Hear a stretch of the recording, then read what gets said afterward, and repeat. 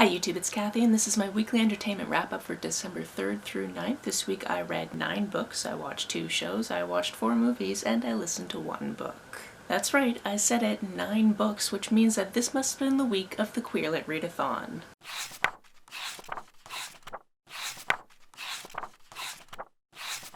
I set out to read a 9-book TBR and I did just that, plus listen to an audiobook that wasn't on my TBR but ended up being queer, so that was good. First this week I started with one of my graphic novels because I like to read shorter books near the beginning so I can knock out enough numbers that I feel like I'm making a lot of progress even if I've still got a lot of pages to go. That graphic novel is called Paper Planes. This is about 2 characters that are away at this camp for youth that may have done something they probably shouldn't have done.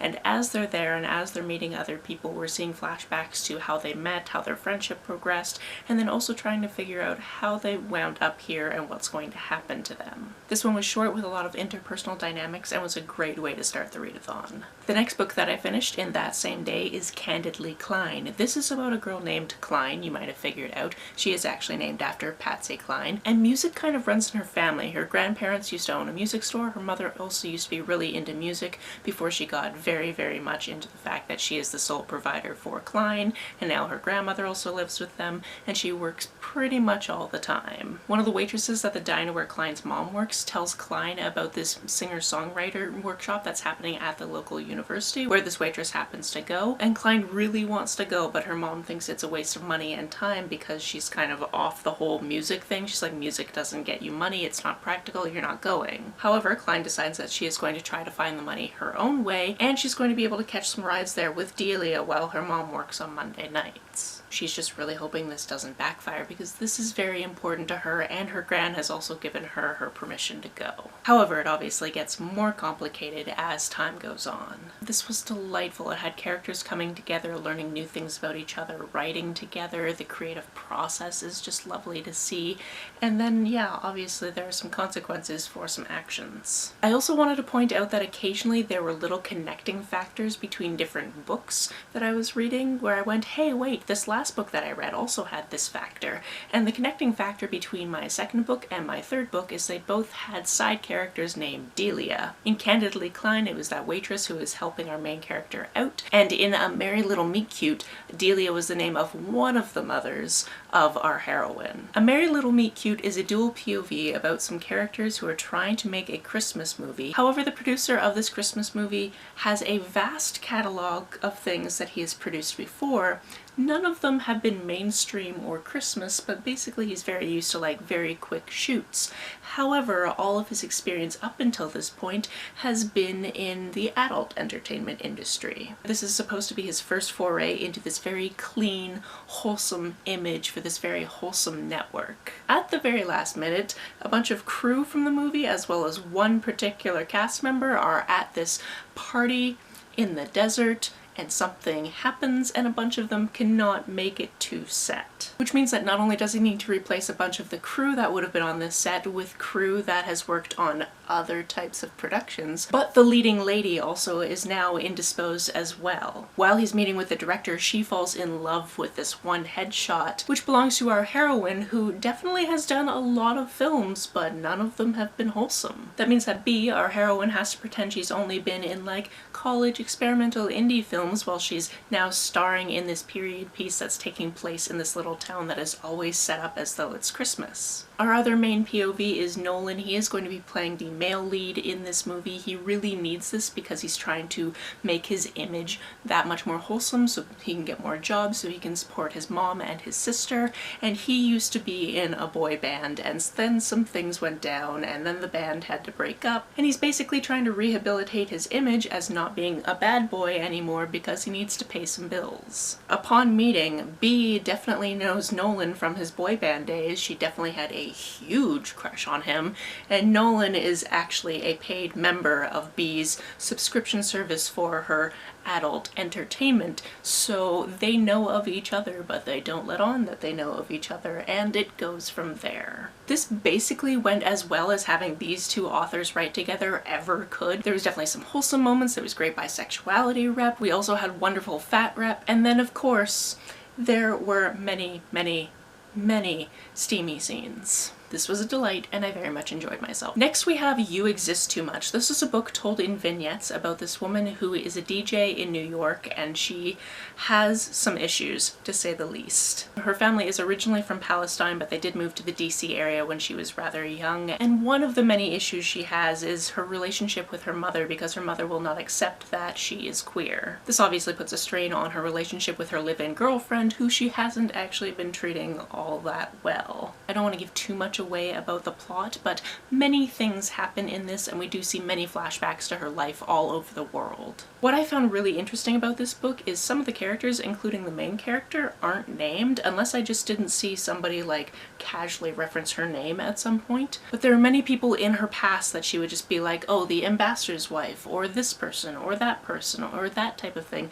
And then as time went on, other characters started getting names, not the characters from the past, but characters that she starts meeting actually have names, and that was interesting to think about. This was one of the group reads for the Queer Lit Readathon. We had 3 this round. I had already read one of them previously, and the other one was Maro and the Subterranean Heartsick Blues, which I read next. This one is about an underground magic school in New Zealand for people that have different types of magic. And it's basically a high school where you're learning all the usual high school things, but then you're also split off into your different specialities for magic, and you're learning those types of things. As we meet Tim, he's just been broken up with by his long-term girlfriend, and he's kind of heartsick about it. He's in the infirmary because something happened. He kind of lost control of his magic, and he's injured himself, basically. And this guy that he's never gotten along with the entire time they've been at this school comes up to him and is like, yeah, you see, your girlfriend is now with my roommate, and we had a situationship, and now that's gone,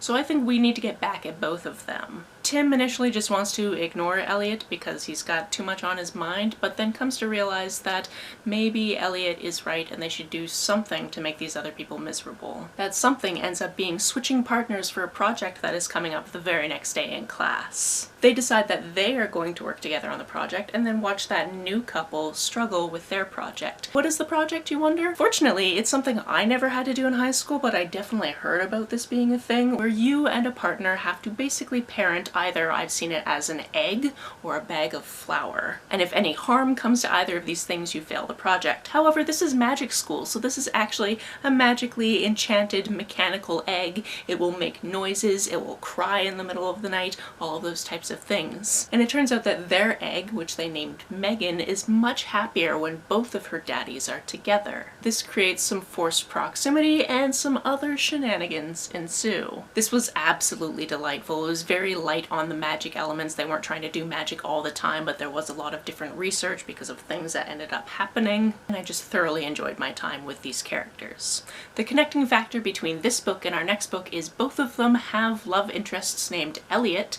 The next book is called In the Ring. This one is about a girl who has a lot of anxiety, and she ends up going to a house party and somebody tries to take advantage of her, and somebody else fortunately stops that from happening, but she decides she wants to be able to stop that for herself. So she decides, since her therapist is telling her to take up a sport anyway, to take up boxing.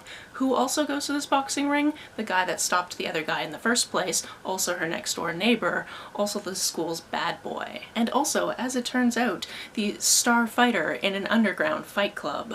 This one was okay. I didn't hate it. There were certain parts that kind of strained credulity. There were also different parts that I know needed another editorial pass. For example, there was a part where she talked about how she hated broccoli, and then later she was putting in a pan of broccoli and carrots to be made for herself, and I'm like, but you hate broccoli. Why are you making yourself broccoli? And that's just the example that comes to mind, but I know that there were at least a few other things like that where I was like, wait, you said that you put this over here, but now you're getting it from over there, and that's not the same place that you got it from, so what? It was just little things like that, but little things like that actually just stick in my brain and bother me. So at the end of the day, did I kind of want to try boxing? Yes. Do I think I'm going to actually? No, because it's not offered at my gym and I'm not getting another membership. Next we have Men, Murder, and Makeup, which is the first in a series called the Drag Queen Detective series. Now, we've got this main character. His name is Victor. By day, he lives in this quaint little town in California where he actually owns a hair salon. He only cuts hair on Saturdays because he's very exclusive,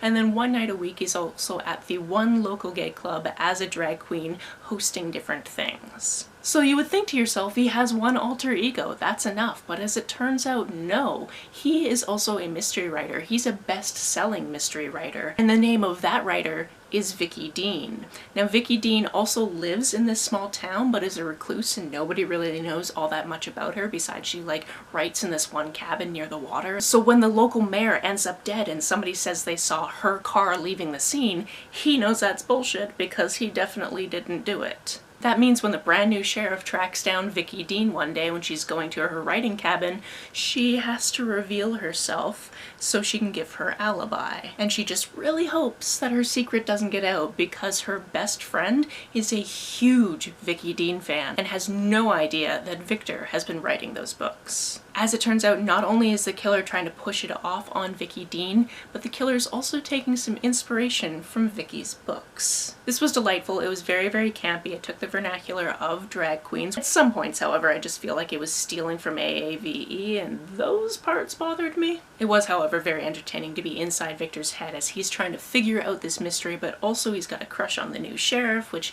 is definitely a conflict of interest type of thing, but this is the type of book that doesn't really care about that. And ultimately, if the rest of this series, which I think is another additional 5 books, ever goes on sale on Kindle, I will probably pick up the rest of them. I'm not rushing to do so, but I don't think it would be the worst thing in the world. Next, I finally got around to reading the 3rd volume of Heartstopper, which has plot points that I have already seen in the 2nd season of the show. So it was really interesting to look at and be like, look, these scenes were basically recreated for the show with slight little details that I noticed here or there, which just made sense for transforming it into this different medium. However, I was completely reminded by the fact, because I hadn't read the previous comics for a very long time, that Isaac is definitely a made-up character and they just got rid of Aled, and I'm just wondering if anyone can tell me why. Because in the scenes that Isaac is in the show, Aled is there, so I don't know why. Does anyone know why? Finally, the last physical book that I read this week is Wranglestone. Now, this is about these people who live on these little islands in a lake in a national park, and for the most part, they're usually pretty safe. And by safe, I mean apparently zombies can't swim, so most of the year they can't get to their little islands. However, when winter comes, the lake freezes and they are much more susceptible to being attacked.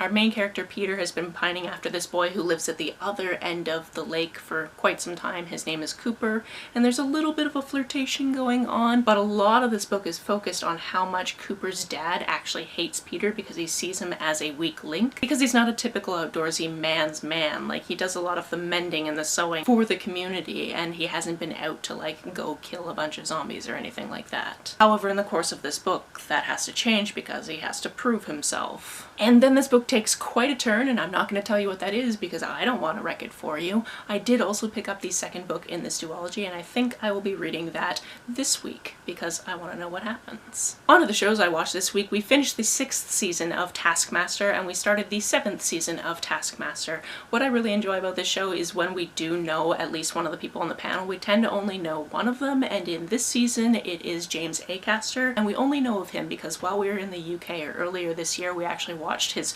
4-part Netflix series with our family while we were there, and that's the reason why when we're done doing things at the end of the day, we're just like, no more jobs. So it's fun to see him in another thing. I say it every time, but this show just continues to be entertaining and ridiculous, and I really enjoy it. I also managed to stay current on this season of Canada's Drag Race, and something I wanted to note is the special guest judge on this episode was Christian Allaire, and I knew that name. I didn't know his face, but they said the name and I was like, wait a second, I think I've read his book, and yes I have. It's called The Power of Style. I read it sometime earlier this year. I want to say I got it from the library. So that made me feel good because sometimes they have Canadian guests that I've never heard of before. I mean, earlier this season we had Tegan and Sarah, so obviously they sometimes have people I've heard of before, but sometimes I'm just like, I don't know who that is. And I thought that was going to be the case this week, but it turned out I did know who that was. I'm not going to get too deep into the drama of this show. As it turns out, I was mostly cross-stitching while listening to it, and then when they were doing the main stage runway, that's when I put put things down so I could actually look at what they had created, because that was the whole point of the episode. And it feels rude to just listen to that part. On to the 4 movies I watched. As I predicted last week when I actually pre-recorded my weekly wrap-up on Saturday night, I did end up watching a movie that night, which I will tell you about now, that is called